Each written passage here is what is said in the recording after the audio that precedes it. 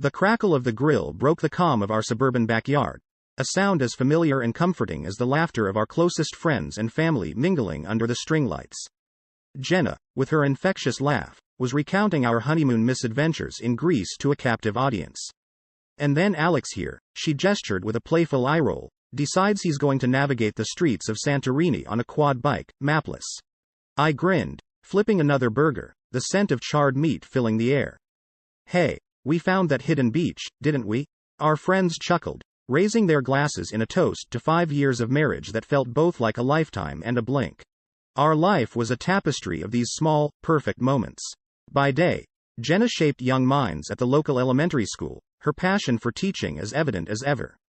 I tackled the digital world as an IT technician, a job that was as routine as it was reassuring.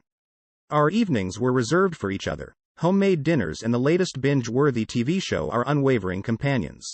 Weekends found us at the community center, where we poured our shared love for our neighborhood into organizing events for the kids. It was a bond that drew us closer, not just to each other, but to the world outside our door. For our anniversary, I had painstakingly assembled a photo album of all our travels. Watching Jenna leaf through it, each picture sparking a memory, a story, a shared joke, I felt an overwhelming sense of gratitude. I can't believe you did this, she whispered, her eyes glossy with unshed tears. I love you, Alex. That night, over glasses of wine, we dreamt aloud of the future, of a home with more room for memories, of children's laughter echoing through the halls, of distant shores yet to explore. We went to bed entwined in each other's arms, our hearts full of hope. But then, Michael entered our lives. Jenna mentioned him in passing, a new teacher at her school, their mutual interest in literature sparking immediate friendship. I noticed the light in her eyes when she spoke of their conversations, a spark that was both innocuous and, inexplicably, unsettling. Their coffee breaks became a routine she spoke of with an enthusiasm that I couldn't help but notice. He's just so passionate about teaching, you know? She'd say, her phone buzzing with yet another message from him. I nodded, a smile fixed on my face, a knot forming in my stomach. As I watched her from across our living room, lost in thought and smiling at her phone, a part of me wanted to believe that this was all it was, a new friendship, nothing more. But another part, a darker whisper in the back of my mind, couldn't shake the feeling that our perfect little world was about to change. The night was unusually quiet, the kind of silence that feels heavy, loaded with unspoken thoughts. I was sprawled on the couch, mindlessly flicking through channels, waiting for Jenna. She was late again, something that had become the norm rather than the exception lately. My phone buzzed, a message from Jenna, running late, don't wait up. The simplicity of the text, once reassuring, now felt like a chasm widening between us. It started subtly, the shift. Jenna's phone, once casually left on the kitchen counter or the coffee table, became an extension of her hand, guarded like a treasure. I noticed her smiling at texts more often, a spark in her eyes that seemed to dim when she looked up and saw me. Who's making you smile like that? I'd ask, trying to keep my tone light. Oh, just Michael from work. He recommended this amazing book, she'd reply, her voice a melody of innocence. But innocence doesn't delete texts. I saw her do it once, her fingers hesitating for a split second before pressing the button, erasing whatever words had just been shared. When I asked her about it, her laughter filled the room, a sound that once brought me comfort now felt like a barrier. You're being paranoid, Alex. We're just friends. Friends don't make you feel like you're slowly being pushed out of your own marriage. Jenna's absence filled the house more than her presence did these days. Her laughter, once the soundtrack of our home, now echoed through the halls, a reminder of the distance growing between us. Then came the night that changed everything. Jenna came home from a school event, her eyes sparkling with an excitement I hadn't seen in months. She kissed me with a fervor that was both thrilling and terrifying, a desperation that seemed to say, see me, feel me, don't ask questions. But the questions haunted me, whispers in the dark that refused to be silenced. The guilt came next, not as an admission, but as a shadow in her eyes, a tremor in her touch. Jenna's justifications filled the spaces between us, words meant to bridge the gap but instead building walls. It's just a fling, Alex. It doesn't mean anything. I love you. Love shouldn't make you a stranger in your own life. Jenna's secrecy, her late nights, the way she guarded her phone like a lifeline, it all painted a picture I couldn't ignore. Then, the undeniable proof. A receipt for a hotel room that wasn't for us, tucked away in her purse like a secret she hoped to keep buried. I wanted to confront her, to shatter the silence with the truth. But fear held me back, the fear of what admitting the truth meant for us, for the life we built together. So, I watched, waited, and hoped for an explanation that would never come. The moment I saw Lisa's furrowed brow as she watched Jenna laugh a little too heartily at her phone, a knot tightened in my stomach. She's never been this distracted, Lisa whispered to me, concern lacing her voice. Jenna brushed off her worries with a wave of her hand, claiming a new workout routine was to thank for her radiance. But the unease settled deeper in me, a silent alarm I couldn't quite silence. Our lives had slipped into a routine of unspoken tensions and half-truths. Jenna's late nights at school, supposedly wrapped up in projects, and her phone, now a constant companion, whispered secrets she wasn't ready to share. I tried to shake off the feeling, to believe in the foundation we'd built together, but the cracks were beginning to show. It was during one of those late evenings, when Jenna claimed another meeting at school, that my doubts found their evidence. A forgotten email, left open on our home computer, detailed plans for a rendezvous that had nothing to do with school projects. My heart raced as I read through the exchanges, a mixture of disbelief and betrayal tightening around my chest. Yet, I said nothing, opting instead to watch and wait, a silent observer to my own life unraveling. Lisa's confrontation with Jenna came out of a place of love, but it was met with defiance. You don't understand, Lisa. It's not like that, Jenna insisted, her voice a mix of frustration and desperation. But Lisa's words echoed my own fears. You're risking everything, Jenna. Can't you see that? It was a question I asked myself every night as I lay beside a woman I was no longer sure I knew. The day Jenna forgot my birthday, something inside me shifted. It wasn't just about a missed celebration. It was a symbol of how far we'd strayed from the couple who once dreamed of a future over glasses of wine. I spent the day alone, wandering through the empty spaces of our home, each room echoing with memories of better times. I wanted to confront her, to demand answers, to shake her into seeing the damage her actions were causing. But fear held me back, the fear of what those answers might mean for us. So, I remained silent, a bystander in my own life, as the distance between us grew into a chasm neither of us seemed able to bridge. The day I stumbled upon the gift hidden at the back of Jenna's closet, a sense of urgency I couldn't ignore gripped me. It was a rare, first edition book, the kind Jenna mentioned wanting months ago. Only, the loving inscription inside wasn't in my handwriting, it was Michael's. My world, already on shaky ground, tilted further off its axis with this tangible proof of betrayal. Driven by a mix of desperation and determination, I started tracking Jenna's phone. The technology I worked with day in and day out became my ally in uncovering the truth. Watching her location deviate from the places she claimed to be visiting was a silent dagger to my heart. Yet, each lie revealed through the glow of my screen only cemented my resolve to seek the truth. I mulled over confronting her countless times, the evidence piled up like bricks in the wall between us. But fear, the fear of her choosing him over our years together, kept me silent. I wasn't ready to hear her say it, to admit that our marriage was nothing more than a facade she was willing to tear down for him. Then came the conference. Jenna's casual mention of a weekend away for professional development was a poorly veiled lie, transparent and flimsy. I nodded along, my heart sinking, as she packed her bags, not for seminars and lectures, but for stolen moments with him. In response, I retreated into myself, a silent specter in the house we shared. I threw myself into my work, a welcome distraction from the ache of abandonment. I hoped, foolishly, that Jenna might notice my withdrawal and confront the chasm between us. Yet, the silence that filled our home was a one-sided conversation. Lisa became an unexpected confidant during those turbulent days. Sharing my pain with her felt like breaking an unspoken code, but her reaction, shock, anger, and a fierce loyalty to what Jenna and I once had, was a balm to my wounds. Together, we hatched a plan, a last-ditch effort to salvage what was left of my marriage. The intervention was a disaster. Lisa and I, a united front against Jenna's denials, watched as she unraveled, her anger a sharp contrast to the calm facade she had maintained.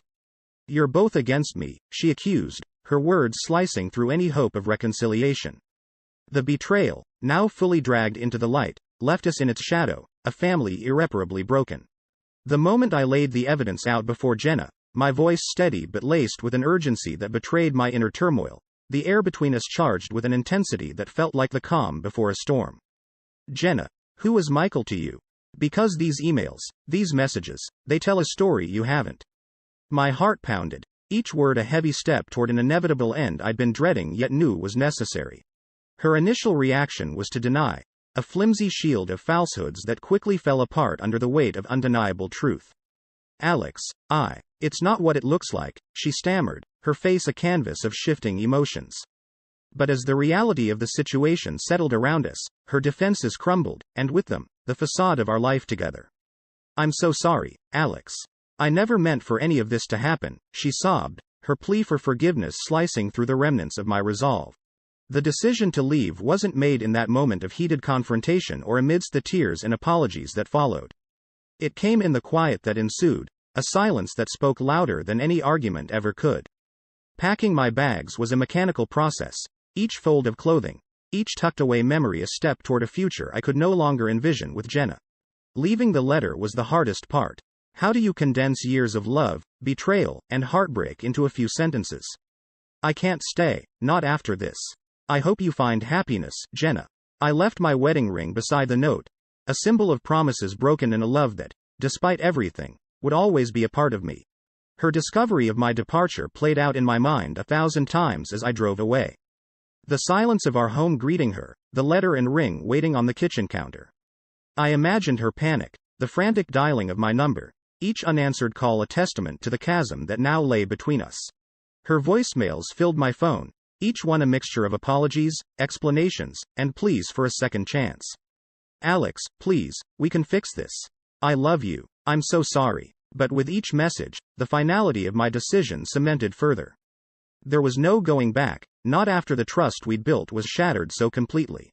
Starting anew in a different city was both a challenge and a relief. The pain of the past lingered, a shadow that followed me despite the distance I'd put between us. Yet, with each passing day, the sharpness of that pain dulled, giving way to a cautious hope for a future unburdened by the weight of betrayal. In the end, it was the decision to move forward, to embrace the unknown ahead rather than cling to the remnants of a love lost, that marked the beginning of my new life. A life without Jenna, shaped not by the betrayal that ended our marriage, but by the lessons learned and the strength found in the aftermath. The house felt eerily silent as I packed the last of my things, the weight of my decisions crashing down on me like a wave. Jenna, once the center of my world, was now a stranger, her actions casting long shadows over the life we had built together. The fallout was immediate and unforgiving. Friends we once shared dinners and holidays with turned their backs, unable or unwilling to bridge the chasm her betrayal had created. Then came the news that twisted the knife even further. Michael, the man for whom she risked everything, had decided to leave, not just her, but the state, calling their affair a mistake. The irony wasn't lost on me. The very foundation of their secret relationship crumbled as easily as it had formed, leaving Jenna to face the consequences alone. Isolation became her constant companion.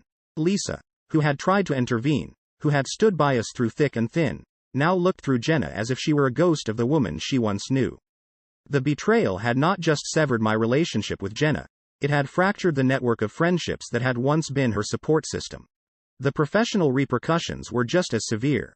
Whispers turned into rumors, and rumors into a cloud of judgment that hung over Jenna at the school where we had once been celebrated as a team. Colleagues who had respected her, admired her dedication to teaching, now offered nothing but cold shoulders and turned backs. Her career, once a source of pride and joy, became a daily gauntlet of shame and regret. In the quiet moments of reflection, Jenna was forced to confront the magnitude of her loss. It wasn't just our marriage that had been sacrificed at the altar of her affair. It was the very essence of who she had believed herself to be. Dignity, respect, friendship, casualties of a war she had waged against herself. The house, once a symbol of our shared dreams and aspirations, became a tomb of memories too painful to bear. Unable to shoulder the financial burden alone, Jenna made the difficult decision to sell, to let go of the physical reminders of a life that was no longer hers. Moving into a small apartment marked the final chapter of her descent from grace. The space was a stark, constant reminder of the consequences of her choices, a far cry from the warm, inviting home we had made together. It was in this solitude, stripped of the illusions that had once clouded her judgment, that Jenna began to truly grasp the depth of her fall. As I drove away from our once shared life, I couldn't help but reflect on the journey that had brought us to this point. The pain of betrayal, the loss of love, the stark realization of consequences. These were the markers of a road I never wished to travel. Yet, in the rearview mirror of my life, I understood that this ending was also a beginning, a chance to rebuild from the ashes of a past too heavy to carry forward.